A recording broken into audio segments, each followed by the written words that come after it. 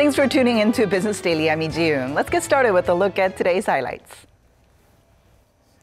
As widely expected, the U.S. Federal Reserve raises rates for the second time in 3 months on the back of a strengthening job market.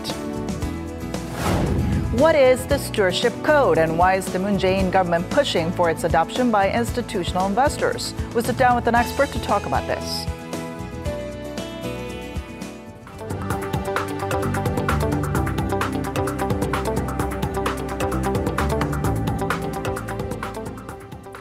In a widely anticipated move, the Federal Reserve has announced the second rate hike of the year, signaling its confidence in the U.S. economy. Watchers think the U.S. Central Bank will raise rates again within this year, reflecting the Fed's previous forecast of 3 rate hikes in 2017. Our Kim Hyo-sun starts us off. The U.S. Federal Reserve has raised its benchmark interest rate by a 0.25 percentage point. Following a 2-day meeting, the Fed announced on Wednesday that the rate hike brings the target range to 1 to 1.25%. Today, the Federal Open Market Committee decided to raise the target range for the federal funds rate by 1/4 percentage point, bringing it to 1 to 1/4%. The move reflects confidence in the economy, which the Fed described as great progress, including an increased number of jobs and a drop in the unemployment rate.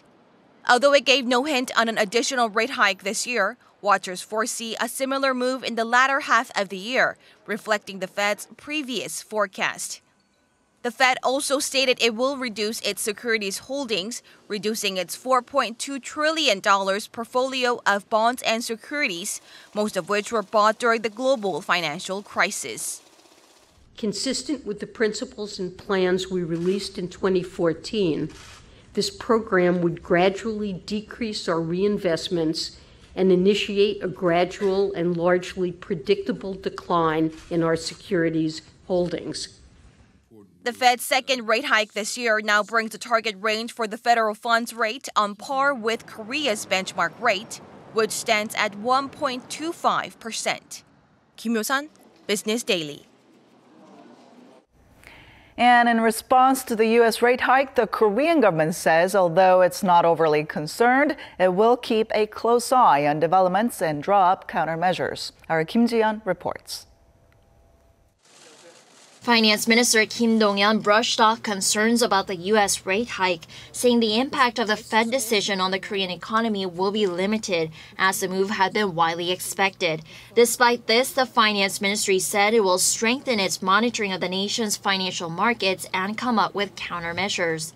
The ministry said the hike is not expected to have an overly adverse impact on the local markets, pointing to the fact that the hike didn't move Wall Street markets that much and the greenback dipped, lifting the value of other major currencies. Although it may affect the Bank of Korea's trajectory for its base rate, which has remained unchanged for the past year, local experts agree that the impact on the domestic economy in the shorter term will be limited.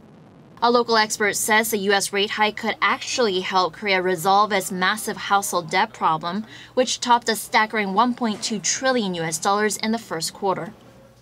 Now it's certain that the BOK will not lower the key interest rate, which means it will stay unchanged or inch up from the current rate. The move increases the possibility of monetary tightening, hinted by the BOK governor earlier this week. As a result, it could help discourage households from going out on a limb to buy real estate since they would pay more for the debt incurred. Meanwhile, the finance minister says the government is reviewing a number of policies to address the household debt problem and will announce comprehensive measures by the end of August. Kim Ji-yeon, Business Daily. And looking at how the markets fared here in Korea today, the benchmark KOSPI opened slightly up, but pared back those gains as foreign and institutional investors turned to sell following the widely anticipated rate hike from the U.S. Federal Reserve overnight. On the tech-heavy KOSDAQ, despite investors' approval on Wednesday to move the messaging giant Kakao to the KOSPI, it shed nearly 0.9% today. At the closing bell, the KOSPI ended 0.46% down at 2,361.65. The KOSDAQ, meanwhile, lost over 0.25% to end just under 670. On the foreign exchange counter, the Korean won weakened against the greenback, ending at 1,124 won. Though the number of people here in Korea considered economically active has risen in recent months, the number of people who say they are currently preparing to look for jobs is also swelling. According to Statistics Korea, in May, the total number of people who are gearing up to enter the job market and classified as not economically active surpassed the 700,000 mark for the first time. These are often people studying for specific aptitude tests or certificates ahead of their job hunt. Their numbers are up 13% from the same period last year and are at the highest level since figures were first compiled in 2003. Data also shows that of this group, those enrolled in career-related courses have increased by 8% on year to 251,000. The increase in potential job seekers is considered worrisome, as they will eventually join others in looking for work. Labor unions are once again fighting to raise Korea's minimum wage to 10,000 Korean won, or roughly $9, from the current $5.70. Unions and business lobby groups met at their third meeting on Thursday, convened by the Labor Ministry's Minimum Wage Committee. President Moon Jae-in has pledged to raise the minimum wage to 10,000 won by 2020, but he has acknowledged the concerns of small business owners over sharply increasing their financial burden. The administration's resolute approach on the issue comes on the heels of growing income inequality, coupled with the rising cost of living in Korea. The 48 economies of Asia comes in all shapes and sizes, but in the face of challenges affecting them all, they'll have to find ways to come together.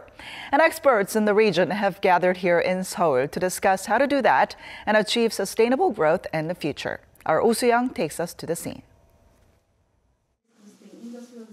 Rather than looking to other regions of the world, it seems Asian countries should look a little closer to home to unlock their full growth potential. The Asian Development Bank and the UN Commission for Asia and the Pacific held a forum in Northern Seoul this week to discuss how regional economies can build resilience and economic growth. What regional cooperation does, it increases trade, it increases connectivity in information and communication technologies, it increases transport connectivity, it increases energy connectivity. All these things are to the benefit of the member countries.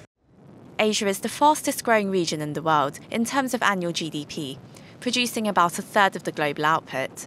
However, with most Asian economies remaining highly dependent on exports outside the region, experts say intra-regional trade policy should be boosted to offset possible shocks to global demand. They could follow the lead of the European Union, which during its common market programme worked very hard to make sure that investment flows between countries were liberalised, that also skilled migration flows could be liberalised, and even got to very detailed matters that are important for open markets, such as, for example, having uniform product standards across countries so that the goods produced in one country can be easily sold to the other. Also, a more active flow of foreign direct investment could lead to transfer of knowledge and technology from economically advanced countries like Korea and Japan to lower and middle-income countries. In terms of reducing vulnerability to external financial shocks, experts stress the importance of enforcing collective financial mechanisms and currency swap agreements made in the past. In the financial side, especially ASEAN 10 economies and China, Japan and Korea work together to build up the ASEAN Plus 3 crisis prevention mechanisms, which we call Chiang Mai Initiative multilateralizations. It has not been tested yet, but this regional safety net also help to protect regional financial markets' resilience. Countries in the region have also been working towards creating a local currency-denominated bond market that could help safeguard Asian markets against possible capital outflows and help develop domestic capital markets. During the forum, experts also emphasised regional cooperation in social and environmental issues such as disaster risk reduction and preventing and tackling the impact of climate change. Oh Soo-young, Business Daily.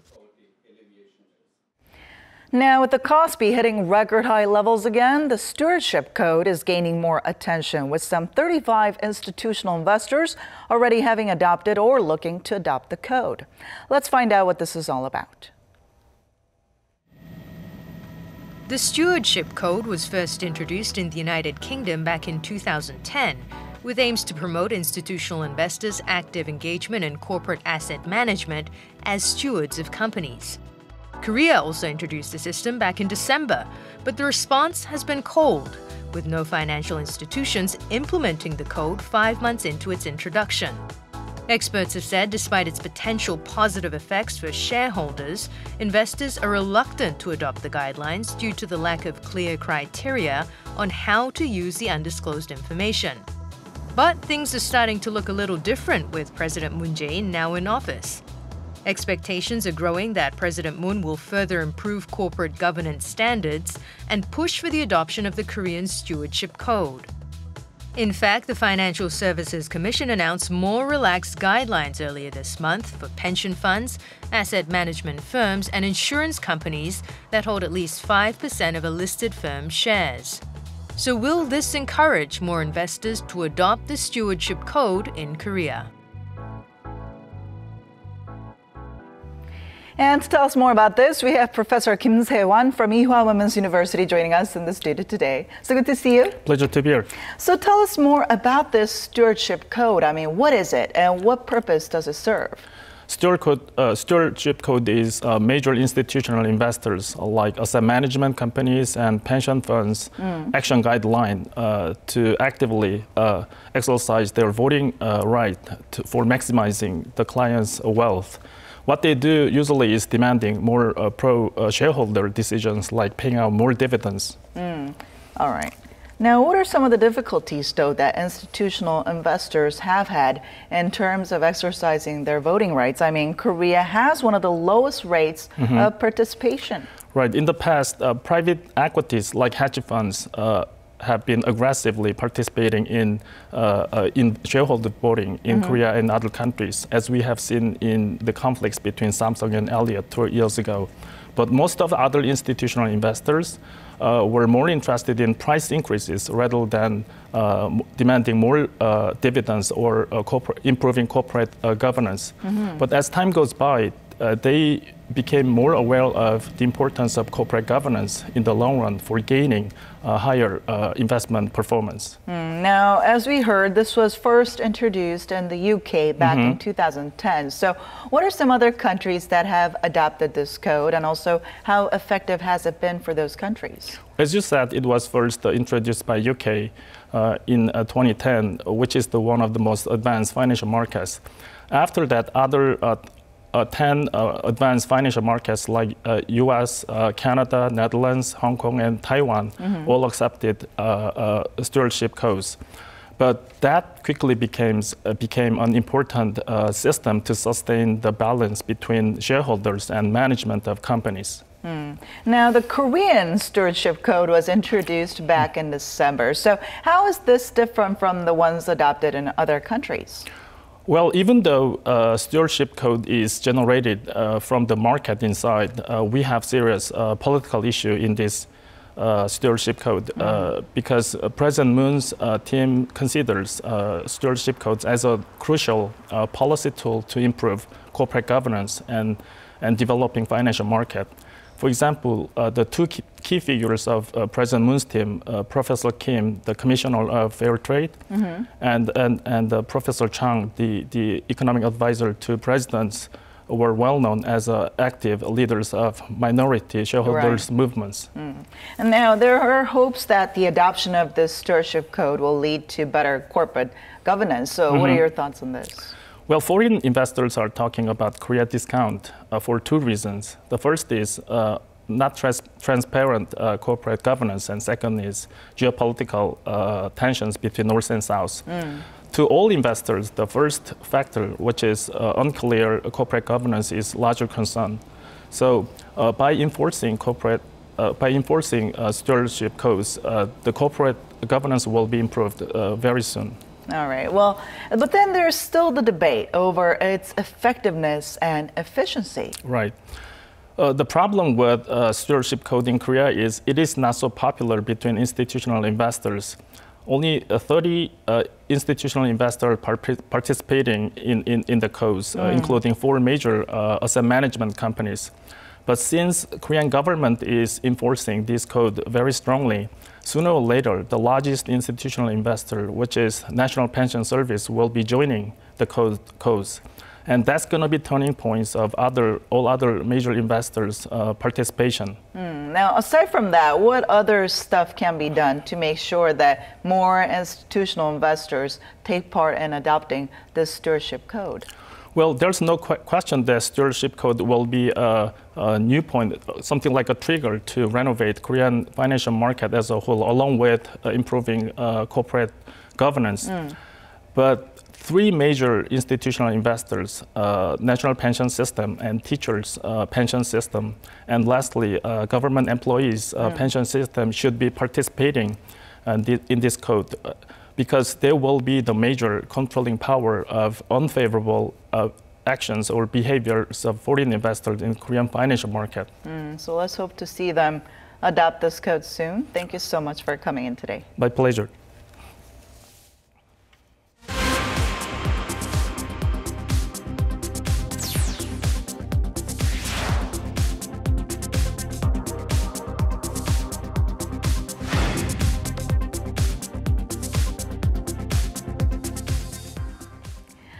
President Moon Jae-in has instructed his secretaries and aides to pay special attention on keeping the cost of living stable for the country's citizens. Now, the request came as he reviewed a report on price trends. He noted that people were already burdened with heightened food prices on the back of the bird flu outbreak and a stubborn drought, according to presidential spokesperson Park Soo-hyun. The government and lawmakers are set to discuss the matter of stabilizing living costs on Friday morning. K-Bank, Korea's first online-only bank, has reached its full-year target for deposits and loans just 70 days after its launch. The bank started operating on April 3rd and has attracted over $463 million in deposits while extending over $427 million in loans. The combined one-year target was set at just over $800 million. The bank has exceeded both its goals for deposits and loans and has secured more than 300,000 users. Many customers have been attracted to the bank's round-the-clock services, high savings rates, and low lending rates. For instance, the Code K Time Deposit Account offers a 2% savings rate for 12 months, one of the highest among banks. And those with credit scores of 7 or above out of the 10 ratings can also take out loans with interest rates in single digits. Now, if you have been paying attention to Korean media lately, you might have noticed the word YOLO, you only live once, popping up quite frequently. The aphorism has taken on a new life among Korean consumers, creating different trends in spending. Take a look. 이거는 이집트에서 이제 피라미드 보러 가기 전에 사온 그림이고요. 이거는 치앙마이에서 이렇게 산 실. 그리고 여기는 티벳 스님이거든요. 이 가방은 영국에서 사왔는데 이 안에 영국에서만 파는 천들. In Jae-myung and Choi Jin have been married for 3 years. They're both in their 30s, a busy time for anyone trying to juggle work and marriage. But the couple has managed to go on a trip abroad for 8 months. About 8 months after we got married, we decided to go abroad and travel around Asia, Africa, and Europe for 8 months. We used all of our savings, our deposit, and severance payments to fund the trip. The two even quit their jobs and used the deposit for their home to go around 13 countries. They said it was a memory to cherish forever, doing outdoor activities like skydiving, surfing, and enjoying hot air balloon rides. Before, we both had so much work and never enough time to think about what kind of life we want to lead. I thought maybe we might regret spending all our money, but I realized that you can always start saving again, and there won't be another opportunity to travel around like this. Most people in their 30s will be thinking about a number of things, such as buying their own home, having children, what direction to take with their career. But the couple came to realize some things were more important to them. We think that focusing on the present and doing things that make you happy is the right way to live. You only live once, YOLO, in Korea comes with an emphasis on living in the present, but less so with reckless behavior. It's encouraging consumers to spend and live in the moment in the face of an unpredictable future. A growing number of people are spending money on novel experiences and small splurges to decorate their rooms, buy homemade goods, and fancy desserts. This is a random figurine vending machine in Kunpo, Gyeonggi-do Province. Insert money and turn the lever. That's all it takes to get a figurine. The machine has become very popular among customers for its randomized prizes. And Kim Young-jin is a regular here. He's one of our VIP customers. He comes here and lists once a week and takes home a lot of figurines. I come here often since you can get various figurines for less than $2.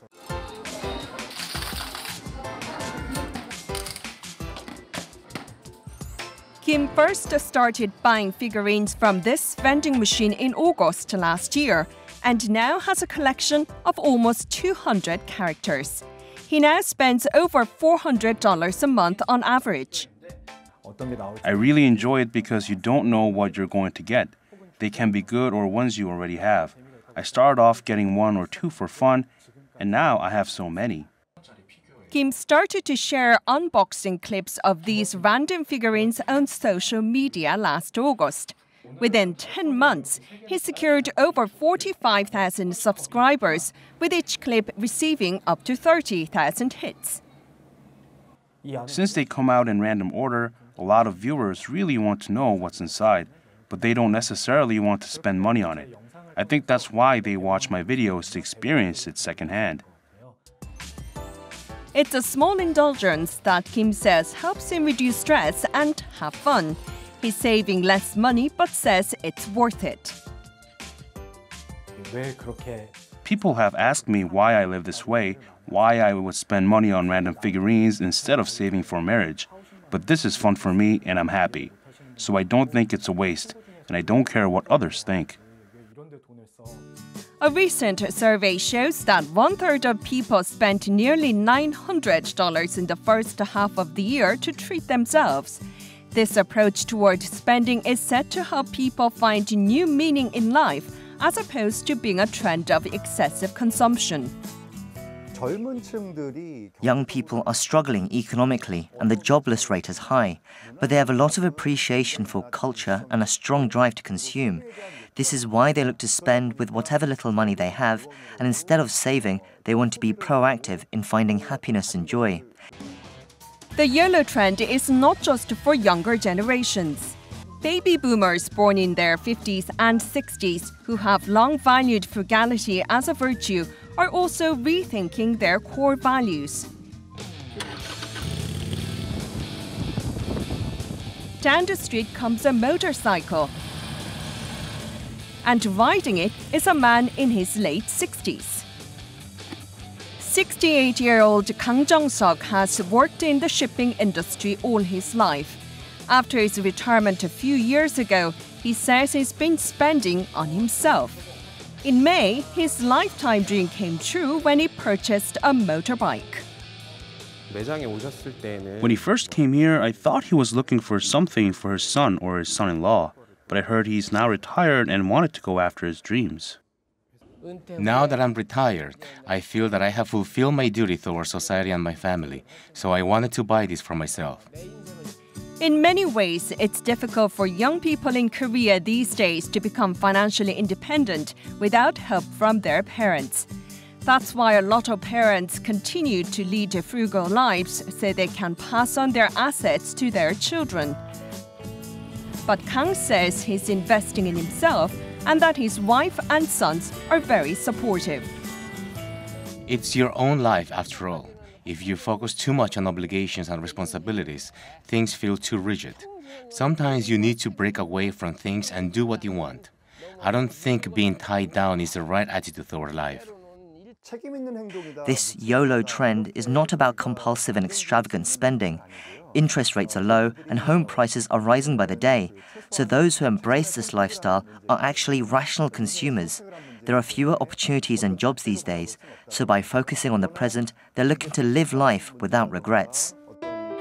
The YOLO approach toward spending is giving people the opportunity to think about what they love and want to experience in life. And there are hopes that it will help bring more vitality to the economy as well.